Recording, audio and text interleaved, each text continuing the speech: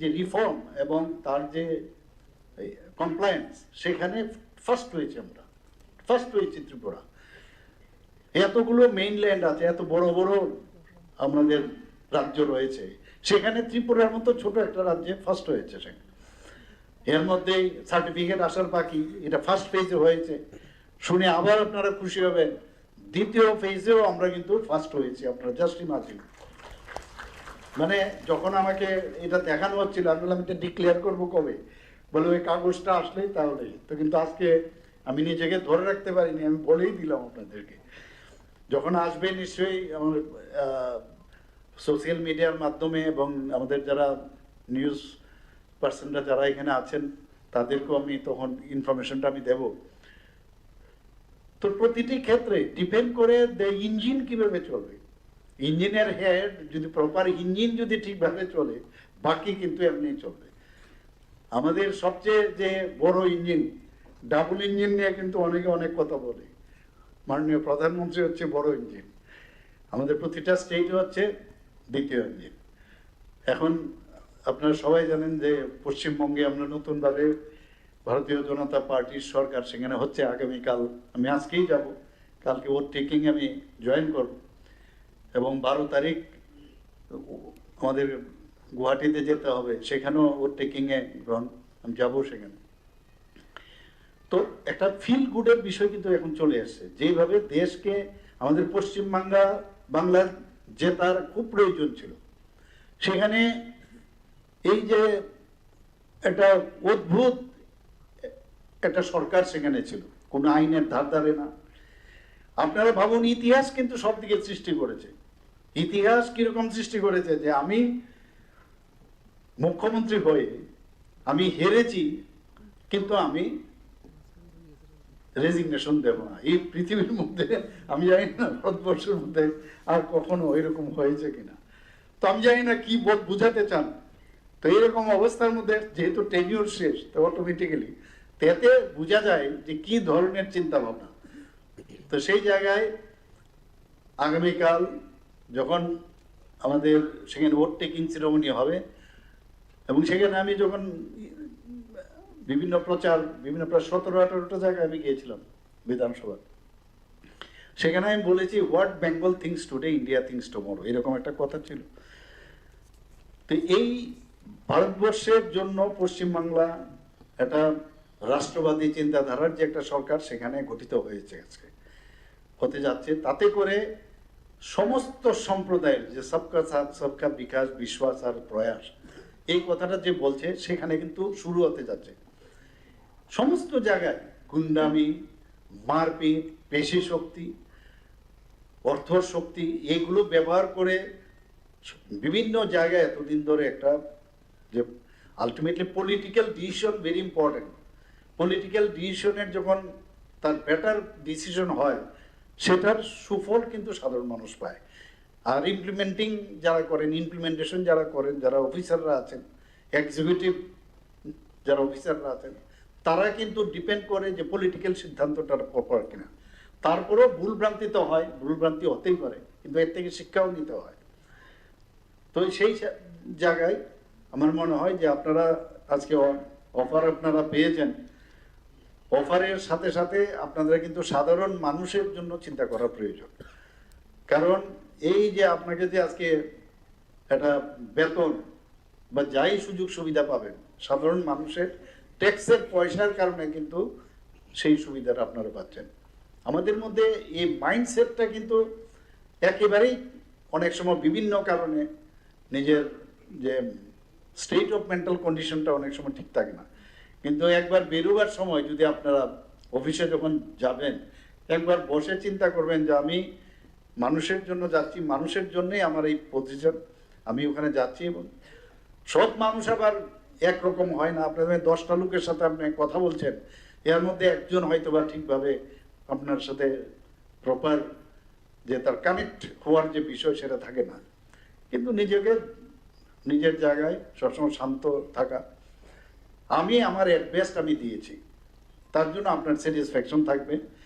আজকে আমরা এখানে দেখুন, আপনারা টেট বলুন, আমরা জেআরবিটি বলুন, টিপিএসসি বলুন, বা অন্যান্য যে টিআরবিটি বলুন, সব জায়গার মধ্যে আমরা কিন্তু কোনো জায়গায় আপনার চেষ্টা করলেও পারবেন না আপনি যে ওখানে গিয়ে আমি হাত বাড়াবো, এই সুযোগ নেই। তো এই জায়গার মধ্যে বিভিন্ন দপ্তরে আমরা নিয়োগ করেছি এবং এখন পর্যন্ত আমি প্রায়, আমার কাছে যে ডাটা আছে, আমাদের ত্রিপুরা সরকারের, আমাদের সরকার আসার পর এই যে আজকে 115 জন কত দেওয়া হলো, তার আগে আমরা প্রায় এখানে এখন পর্যন্ত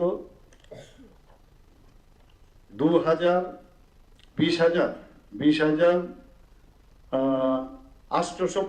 জনকে আমরা নিয়মিত চাকরি আমরা কিন্তু দিয়েছি, আর আজকে 115 জন হলো।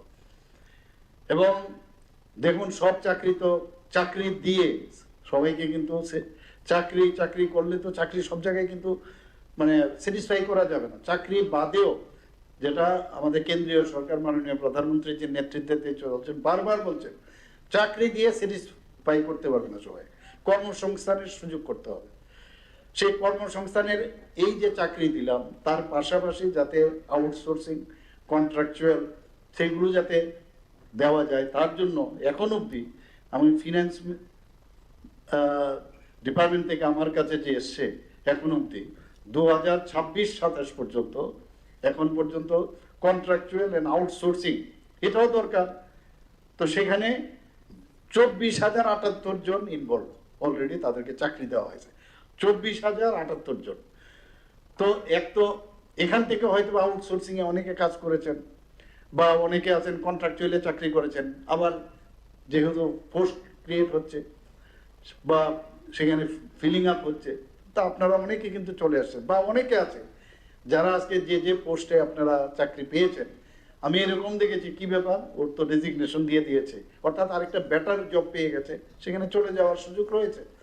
তো এরকম আমরা কিন্তু এই ব্যবস্থা, কর্মসংস্থানের সুযোগ, এবং খালি এগুলো নিয়ে রাজনীতি করার যে একটা প্রবণতা, চাকরি নাই, আরে নিজেদের আগে বলার আগে নিজেদের চিন্তা করতে হবে। জানে যে এই একটা সফট ম্যাটার আছে, যেটাকে নিয়ে যদি আমরা বেশি করে বলি, তাহলে যে সরকার আন্দোলন করার আগেই সব ব্যবস্থা করে, কিন্তু যারা নিজেরা আন্দোলন করতে করতে নিজেরা আন্দোলিত, কাজে এখন বসতে পারে না, কাজে আন্দোলন করার জন্য ওরা চেষ্টা করে খেপিয়ে দেওয়া।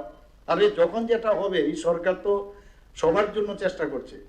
আমরা সেইভাবে বিভিন্ন যে ডিপার্টমেন্ট আছে, যেগুলো এখনো ফিলিং হয়নি, সেগুলো ফিল আপ করারও আমরা প্রক্রিয়া চলছে। ফাইন্যান্সিয়াল কনস্ট্যান্ট থাকে অনেক সময়, কারণ রেভিনিউ এক্সপেন্ডিচার, এটা আমাদের ক্যাপিটাল এক্সপেন্ডিচারে এত সুবিধা নেই, প্রচুর আমরা কিন্তু ডেভেলপমেন্ট করছি। আপনারা দেখেছেন ত্রিপুরাতে প্রায়, সেদিন আমাকে কিরণজি আমাকে একটা কাগজ দিয়েছিল, প্রায় 10,000 কোটি টাকার মানে ক্যাপিটাল এক্সপেন্ডিচার আমরা, ইনফ্রাস্ট্রাকচার আমরা করছি এর মধ্যে। ভাবুন আপনারা, আমাদের বাজেটই হচ্ছে 34,000 কোটি টাকা, এইবার আমরা এসেছি, সেখানে 10,000 কোটি টাকা ক্যাপিটাল এক্সপেন্ডিচারে আমরা কাজ করছি।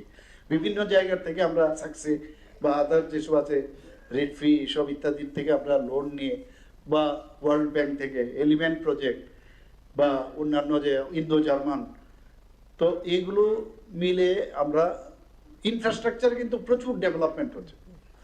তো সেইগুলো যাচ্ছে। আর বিশেষ করে আমি এখানে একটা জিনিস আমার মনে হয় খুব বলা দরকার, যে আমরা জনজাতি এলাকার মধ্যেই আজকে এই যদি দেখা যায়, আমাদের যে ত্রিপুরাটা আছে, এডিসি বা জনজাতি এলাকায় যদি আমরা দেখি, প্রায় অ্যাবাউট 70% উপরেই এডিসি এলাকা, 30% হচ্ছে আমাদের নন এডিসি এলাকা। ত্রিপুরা সরকার যাই করবে, উইদাউট যে এত যে ডেভেলপমেন্ট হচ্ছে, উইদাউট এই যে 70% এরিয়া বাদ দিয়ে তো হবে না, যেই ডেভেলপমেন্টই হোক সবকটাই কিন্তু যাচ্ছে এডিসি এলাকার মধ্যে হচ্ছে। আর আমি যে প্রজেক্টগুলো বললাম, এগুলো তো সম্পূর্ণভাবে সেগুলো এডিসি এলাকার জন্য। তো এটা আমি দেখেছি এর মধ্যে। তো এর মধ্যে আলাদাভাবে আমরা যে এডিসি, নন এডিসি, এইভাবে Tripura as a whole, Tripura government, তো যাই ডেভেলপমেন্ট হবে, একটু গেলেই এডিসি, একটু গেলেই এডিসি, তো এরকম হয় না। তো যাই ডেভেলপমেন্ট হবে, এডিসি এবং নন এডিসি এলাকার মধ্যে। তো এটা একটা ভ্রান্ত ধারণা, এই ভ্রান্ত ধারণার থেকে আমাদের মনে হয় বেরিয়ে আসা প্রয়োজন।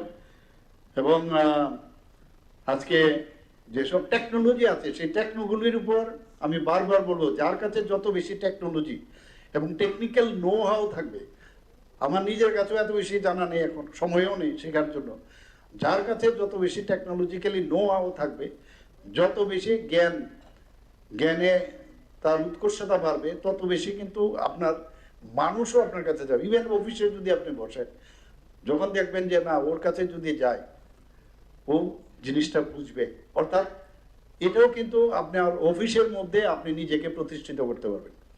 অনেক অফিসার থাকে আমাদের মধ্যে, অফিসার থাকার পরও আমরা মনে করি যে না, ওই অফিসার বেটার। তো এটা কিন্তু নিজের কাছেও একটা আত্মতৃপ্তির একটা বিষয়। অনেক ডাক্তার আছে, অনেক ইঞ্জিনিয়ার আছে, তারপরে স্পেসিফিক এমুক ইঞ্জিনিয়ার, অনেক ক্লার্ক আছে, দেখবেন ওই এমুক আর এমুক। যদি এলডিসি যিনি আছেন ওনার কাছে মানে যদি যাওয়া যায়, দেখা গেল ওর থেকে অনেক ভালো পরামর্শ নেওয়া যায়। এই যে নিজেকে একটা সুযোগ আপনারা পেলেন, যে আমি নিজেকে প্রতিষ্ঠিত করার একটা প্ল্যাটফর্ম আমি পেয়েছি, সেটা সততা, নিষ্ঠা ও মানবিকতার সঙ্গে আপনারা যদি দায়িত্ব পালন করেন, আমি শিওর আপনারা কিন্তু জনগণের আস্থা অর্জন করতে পারবেন।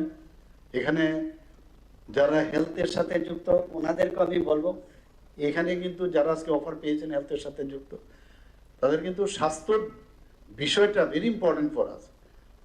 এবং স্বাস্থ্যের যে জায়গাগুলোতে আপনারা অ্যাপয়েন্টমেন্ট পেয়েছেন, যে অফার আজকে পেয়েছেন, তাদেরও বিশেষ করে আমি বলবো যে মন দিয়ে আপনারা কাজ করুন। কোনো জায়গায় কোনো খামতি থাকলে, মনে করেন যে ওখানে ইনফ্রাস্ট্রাকচারের প্রবলেম আছে, খালি 10টা 5টা বা সকাল 9টা 4টা করলাম, এটা না করে কোনো যে আমরা I am for the people of Tripura, I am at 24/7, এরকম মানসিকতায় যদি আপনার কাজ করেন, তাহলে গিয়ে আমরা নতুন ত্রিপুরা, এক ত্রিপুরা যেটা আমরা ভাবছি সেটা সম্ভব। আবার সবাইকে আমি অনেক শুভেচ্ছা, অভিনন্দন জানিয়ে আমার কথা বলা শেষ করছি। সবাইকে নমস্কার, ধন্যবাদ।